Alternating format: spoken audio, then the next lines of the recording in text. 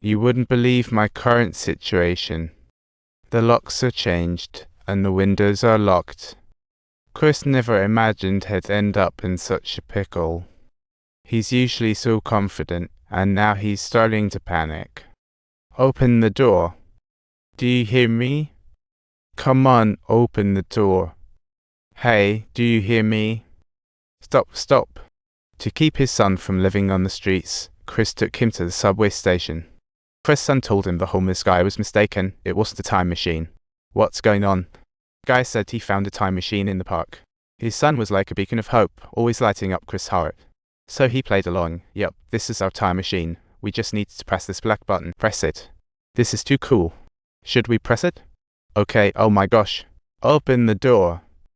What on earth is this? It's huge. Where? What big things are you talking about? Look. This is ridiculous. We need to find a safe place. What? We need a hole. A hole? Turn around, there's a hole here. Let's go. Chris used his son's curiosity to weave an imaginary world, leading him to the bathroom. He made his son actually believe they were escaping dinosaurs.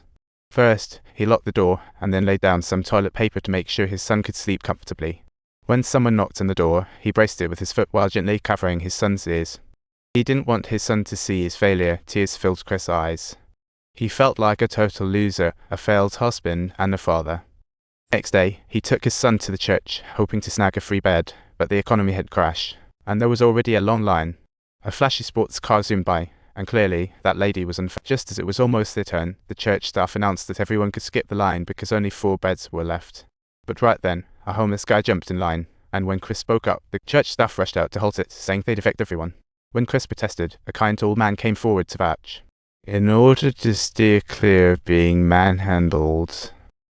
Chris had good luck. Whenever he fell, help arrived. After his son slept, Chris gained time. He went to a corner, dismantled the scanner for faulty parts. Using the light from the street lamp, he prepared for his exam. From that moment on, he was non-stop at the church, hitting the books. The extent of his hustle and grind at the church had even him feeling amazed. Tomorrow marks the final exam. Ease up, Hoot. Let's get this show on the road. As everyone was filling out their exams, he ran into a shareholder who claimed he forgot his wallet. He asked Chris for $5. Seeing little cash left, after intense debate, he lent it. To the shareholder, it was just a trivial $5, but for Chris, it was 2 meals for him and his son. Feeling both helpless and pained, they arrived late, missing out on beds, and ended up buying 2 cheap night bus. Spent the night on the bus. Chris, cornered, sold shoes for $24. After spending $8 on new accessories for the instrument, they finally managed to secure a bed for the night and then settle this uncomfortably. He found a corner, opened up the scanner and swapped in the new parts. He wasn't sure it would work, but he put in all his effort. At that moment, Chris was surrounded by warm and bright light illuminating his world and warming the deepest corners of his heart. He found that kind old doctor again, who bought the scanner as promised.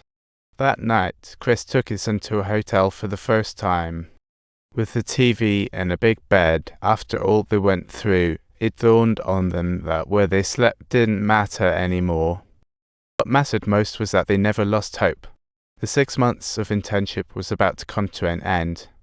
The individuals Chris encountered at the stadium ultimately secured him 31 contracts. Yet at that very moment, a profound sense of uncertainty enveloped him. The supervisor bumped into Chris in the restroom and expressed his admiration. That's right, whenever the supervisor appeared. It always led to a turning point for Chris. He returned to his desk to keep working, and the manager called him over. Chris felt anxious because he knew he couldn't afford any more mistakes. It was either a life of wandering or starting a brand new chapter. Thank you, we really appreciate it, but tomorrow, please wear your best suit. Because tomorrow marks the beginning of your first day. Do you find any enjoyment in this job, or do you like it? Absolutely, yes. Good. We couldn't be happier for you. Welcome aboard. Is everything going to be this simple tomorrow? No, no, sir. It's not quite as simple as that, all right. Wishing you good luck. Thanks, welcome aboard. Oh, hello, Chris. I almost forgot. I really appreciate it so much. Chris exited the office confidently, gaze firm, having found happiness at last. Had made it. This moment deserves applause. He rushed in, scooped up his son excitedly. Never again would they suffer together, because he really is a great dad. In this true story, Chris founded his own company in 1987. This man is the real-life prototype of the story, Chris Gardner. Hats off to this great father. And that's a wrap on this tale. At the start of the movie, there's a funny detail where Chris drops his son off at daycare and realizes the happiness sign is misspelled, so he points it out.